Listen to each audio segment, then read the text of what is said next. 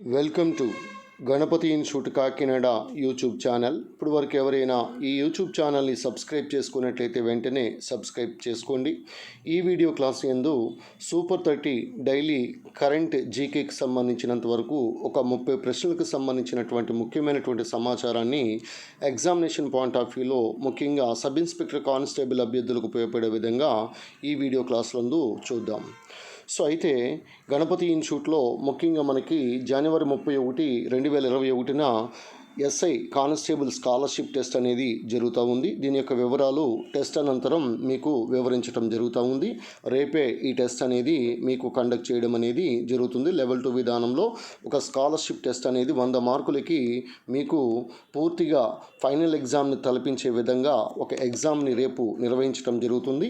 So ముందుగా మనం super 30 daily current జీకేకి సంబంధించినటువంటి సమాచారం గురించి మనం తెలుసుకుందాం. సో ముందుగా మనకి ఈ సూపర్ 30 డైలీ కరెంట్ జీకేలో భాగంగా 30 ప్రశ్నలకు సంబంధించినటువంటి సమాచారాన్ని మనం తెలుసుకుందాం. ముందుగా ఈ ప్రామిస్డ్ ల్యాండ్ గ్రంథకర్త బరాక్ ఒబామా. సో మాజీ అమెరికా అధ్యక్షుడు. అయితే ఈ బరాక్ ఒబామా ఈ ప్రామిస్డ్ ల్యాండ్తో పాటు ఇతర గ్రంథాలు కూడా రాయటం జరిగింది. అడాసిటీ ఆఫ్ హోప్ అని పిలుస్తాం. అడాసిటీ ఆఫ్ హోప్ గ్రంథకర్త బరాక్ ఒబామా. అదేవిధంగా డ్రీమ్స్ ఫ్రమ్ మై ఫాదర్ కూడా గ్రంథకర్త బరాక్ ఒబామాగా మనం గుర్తుపెట్టుకోవచ్చు.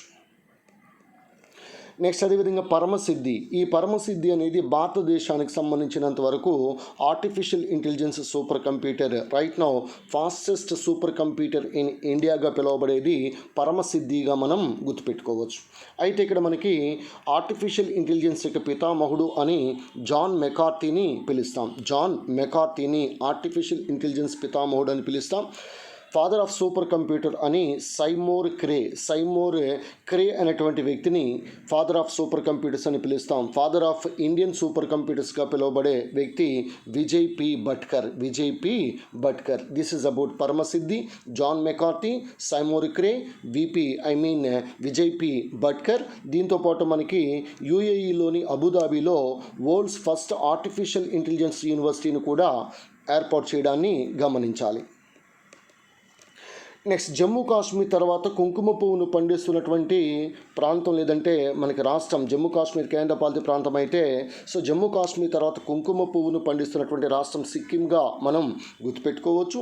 ఈ కుంకుమ పువ్వునే మనం సాఫ్రాన్ అని పిలుస్తాం.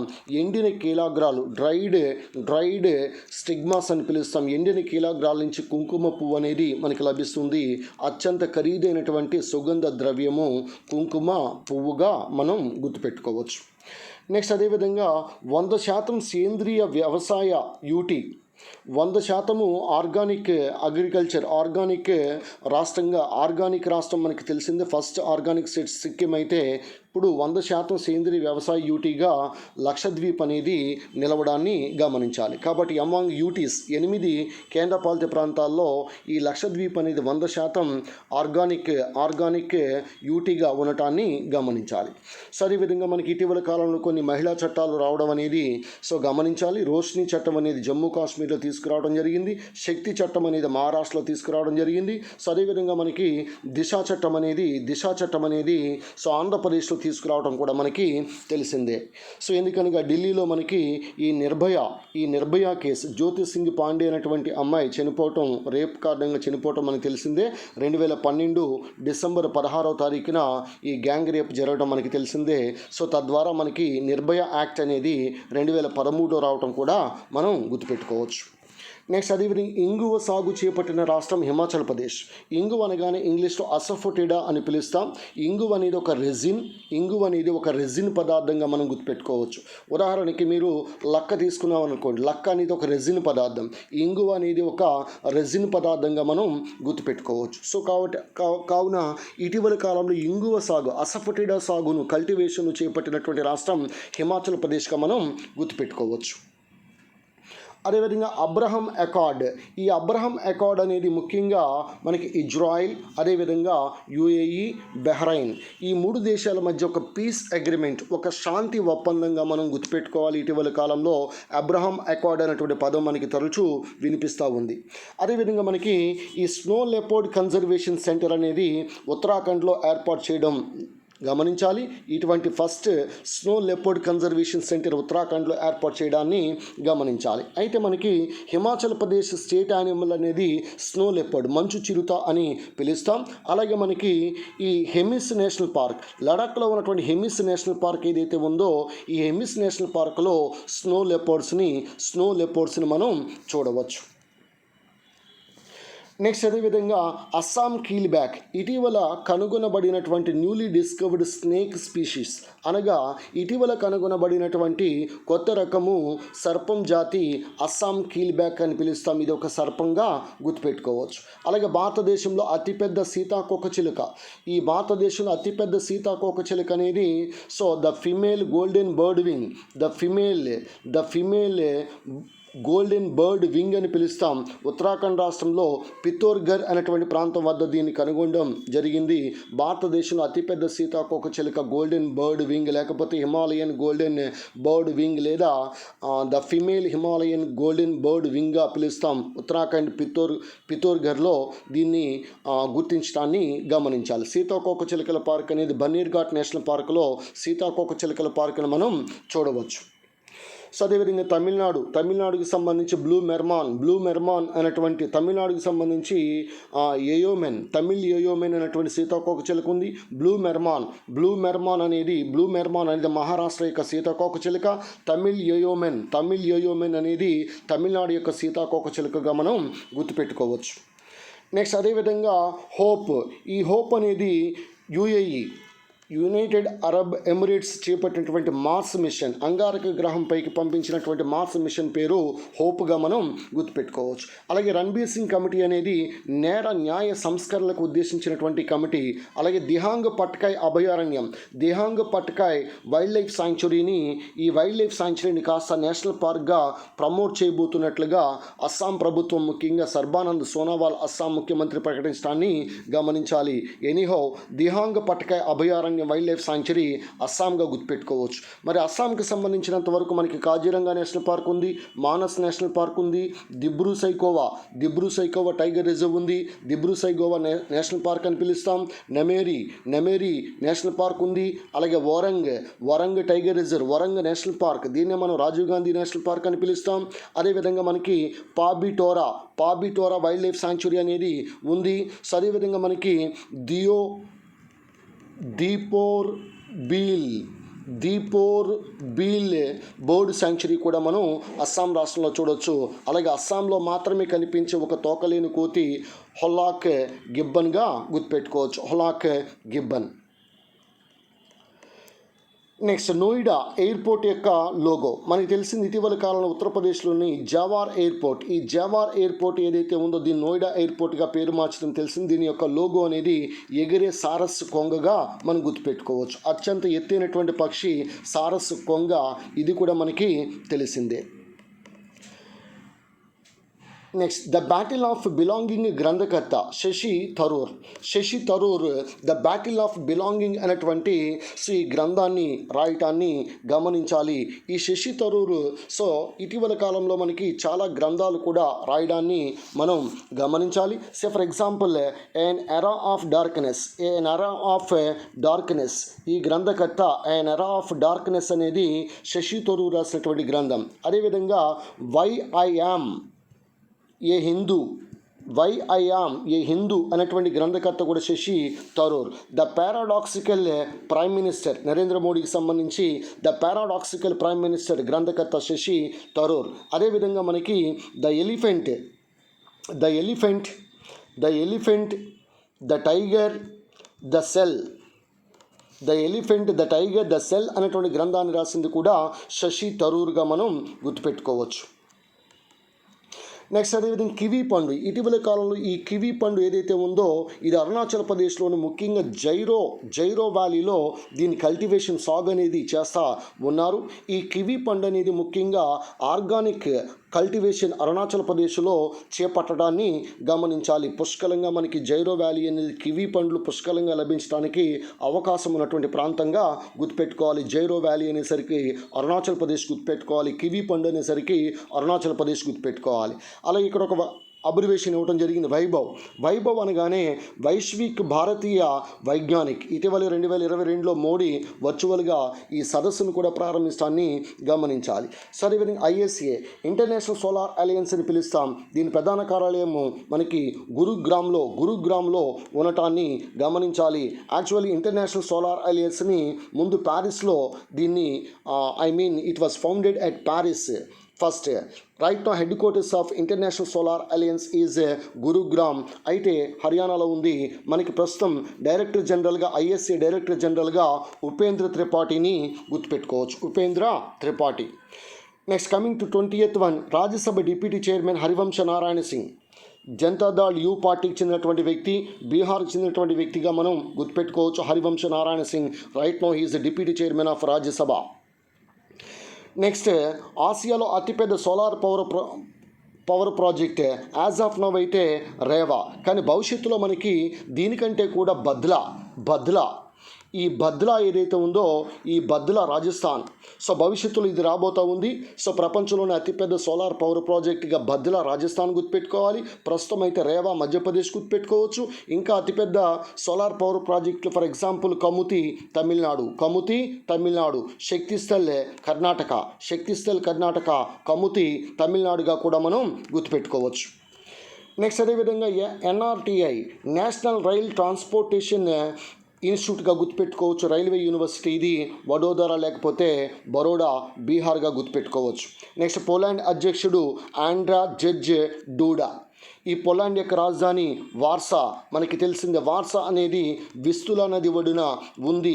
సో ప్రముఖమైనటువంటి శాస్త్రవేత్తలు మేడం క్యూరీ కానీ, విటమిన్స్ యొక్క పేరును ప్రతిపాదించినటువంటి ఫంక్ కానీ, అదేవిధంగా ఈ సూర్యకేంద్ర సిద్ధాంతం హీలియోసెంట్రిక్ థియరీని ప్రవేశపెట్టినటువంటి కోపర్నికస్ కానీ పోలాండ్ దేశస్తులుగా మనం గుర్తుపెట్టుకోవచ్చు. అదేవిధంగా బీమ్స్ యొక్క అబ్రివేషన్ గుర్తుపెట్టుకోండి, బీచ్ ఎన్విరాన్మెంట్ అండ్ ఆస్థెటిక్స్.